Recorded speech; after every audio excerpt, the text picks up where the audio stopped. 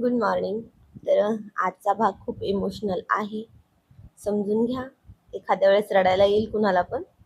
तर कथा कशी वाटली ती कमेंटमध्ये नक्की सांगायचं आहे. आणि आजच्या भागावरचा निर्णय तुम्हाला सुद्धा द्यायचा आहे की शिव मी चूक केलं की बरोबर. तर सर्वांना नमस्कार. रॉयल शेतकरी भाग 126. वार्डाच्या दारात तो थरथरत्या पावलांनी उभा होता. डोळ्यांतून अश्रूच्या धाऱ्या वाहत होत्या, पण चेहऱ्यावर एक खोटं हसू सावरत त्याने स्वतःला सावरलं होतं. तो शिवम होता. त्याच्या एका हातात कापडात गुंडाळलेलं ते नुकतंच जन्मलेलं छोटंसं बाळ होतं.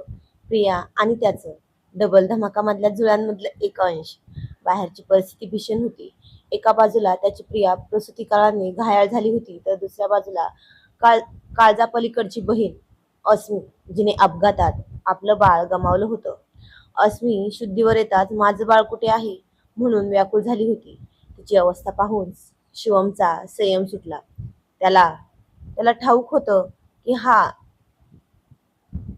त्याला ठाऊक होतं की हे सत्य अस्मी पचवू शकणार नाही.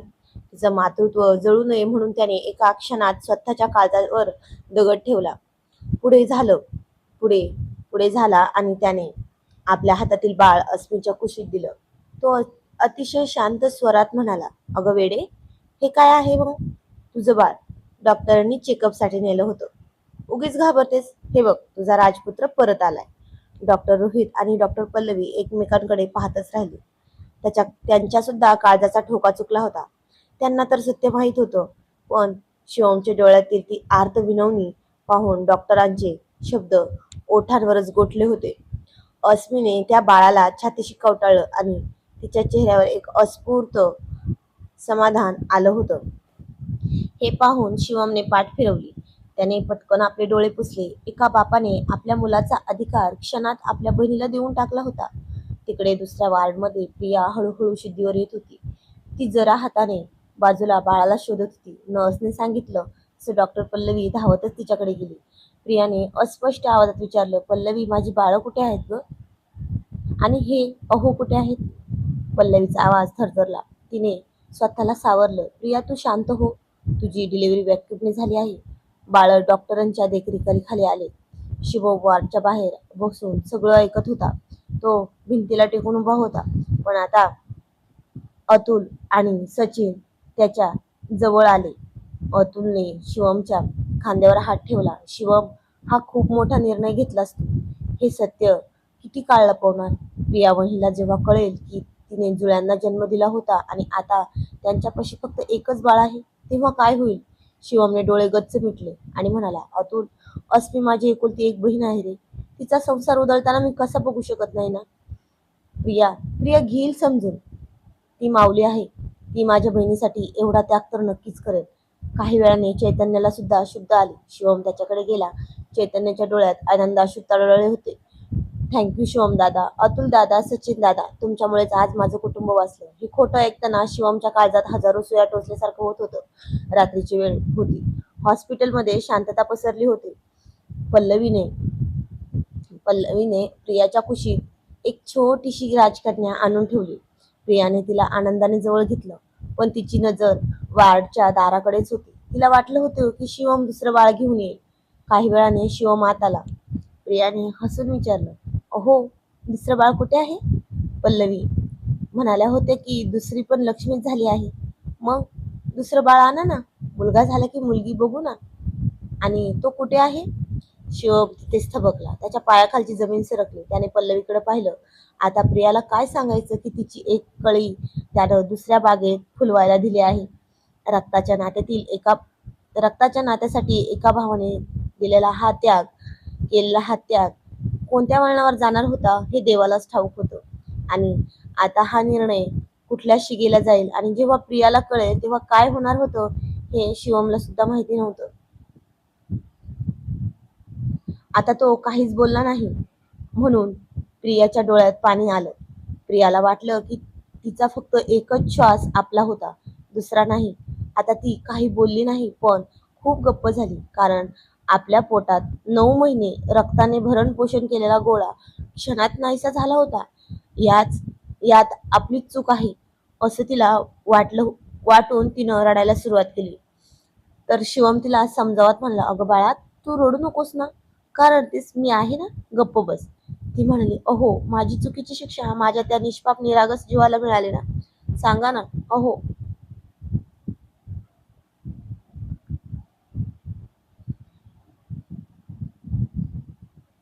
असं काय केलं होतं मी, जे माझ्यापासून हे सुख हिरावून घेतलं. माझी चुकीची शिक्षा माझ्या त्या निष्पाप निरागस जीवाला मिळाली ना, सांगा ना. अहो अहो सांगा ना, मला बघू पण नाही दिलं तुम्ही. अहो काय काय होतं ते, सांगा ना मला. अहो असं का केलं देवाने, सांगा ना. एक बाळ जवळ होतं आणि दुसऱ्या बाळाचा विरह तिला सहन होत नव्हता आणि तिला ते होणं शक्यही नव्हतं. आता त्याचा सुद्धा कंठ दाटला होता, शब्द जड झाले होते. तो म्हणाला, मुलगा होता, खूप धाडसी, हिमती आणि खूप गोड होता ग.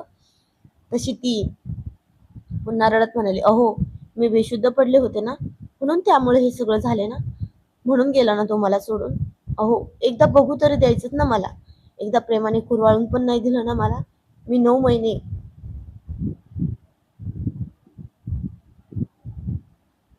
अहो मी 9 महिने फक्त स्पर्श अनुभवला होता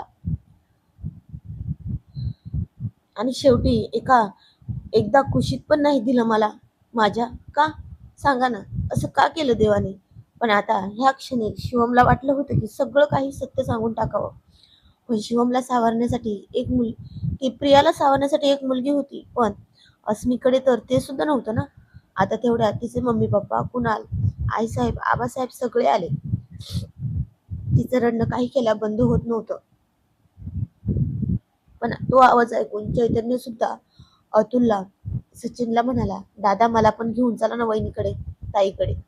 तो आला तर प्रियाचा रडून उतरलेला चेहरा पाहून त्याला खूप वाईट वाटलं. तिने ते बाळ गमावलं होतं, पण त्या मुलीला अजून पण स्वतःच्या छातीशी लावलं नव्हतं.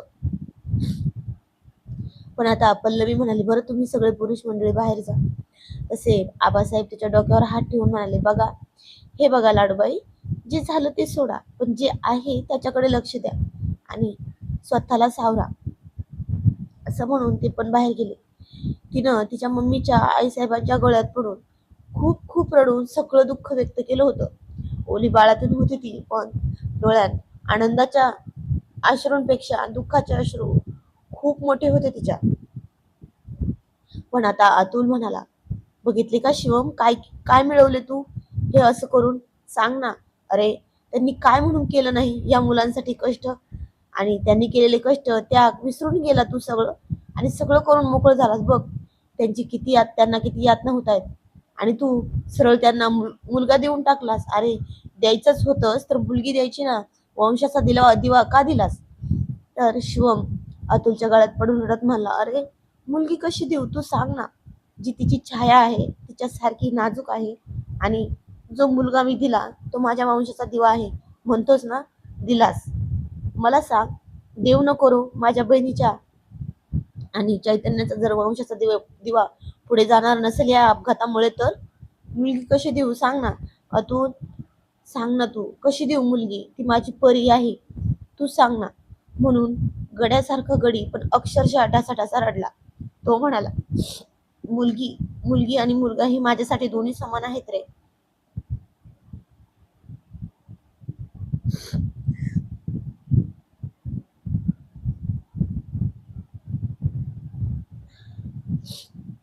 आणि आता हे सगळं ऐकलं चैतन्यने, पण त्यांना तर हे माहीतच नव्हतं. तो पण सध्याच्या परिस्थितीला पाहून गप्प राहिला, कारण अस्मीला मानसिक धक्का बसू नये म्हणून हे सगळं शिवम दादाने केलं आहे हे त्याला त्यांच्या बोलण्यावरून कळालं होतं. पण आता तोही सध्या गप्प राहिला. तेवढ्यात सगळे बाहेर आले. अस्मीला पाहण्यासाठी ते गेले, तर ती पण एक छोटस गोंडस मूल निवांत घेऊन झोपली होती.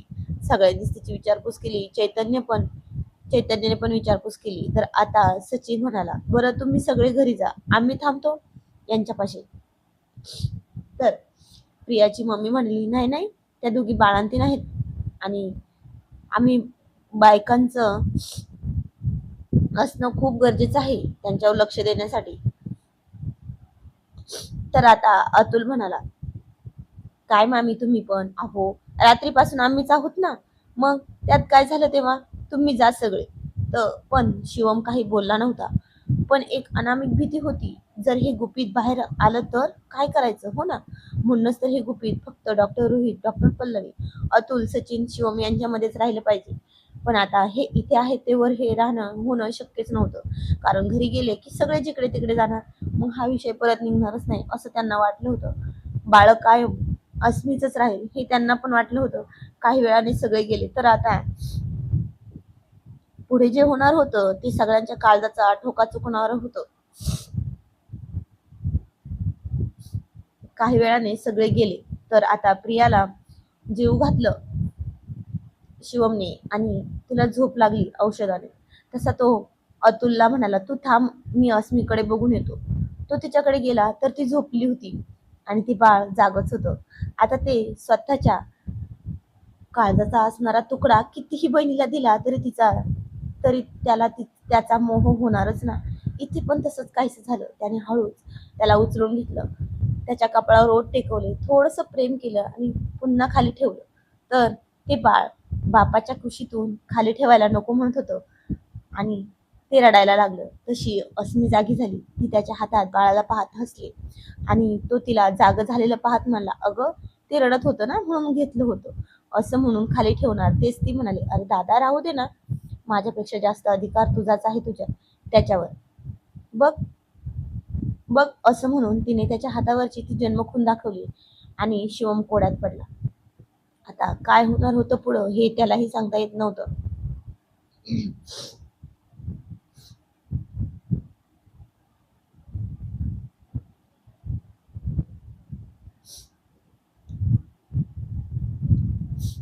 2 दिवस कसेबसे हॉस्पिटलमध्ये काढल्यानंतर आज दोन्ही गाड्या वाड्याच्या अंगणात येऊन उभ्या होत्या. वाड्याच्या उंबरठ्यावर आईसाहेबांनी आरतीचं ताट तयारच ठेवलं होतं. तर आज आनंदासोबत एक अनामिक जडपण हवेत होतं. एका बाजूला घरची लेक अस्मी आपल्या हातात बाळ घेऊन आली होती, पण ऑपरेशनमुळे तिला चालता येत नव्हतं. तर दुसरीकडे घरची सून प्रिया काही लेकीपेक्षा कमी नव्हती. एका हातात एक कन्यारत्न, डोळ्यात पाणी घेऊन उभी होती ती सुद्धा. तर आजचा भाग कसा वाटला हे नक्की सांगायचं आहे. भाग छोटा बनवला, इमोशनल होता, त्यामुळे मला पुढचा भाग बनवणं खूप कठीण जात होतं आणि भागाला आवाज देणं सुद्धा माझ्याच्याने शक्य झालं नाही, म्हणून मी छोटाच बनवला आहे. तर आजच्या भागावर तुम्हाला कमेंट करून सांगायचं आहे, जे शिवमने केलं ते बरोबर होतं का, आणि आता जर प्रियाला कळालंय तर काय होईल आणि तिचा निर्णय काय असावा असं तुम्हाला वाटतं. धन्यवाद. कमेंटमध्ये नक्की सांगा.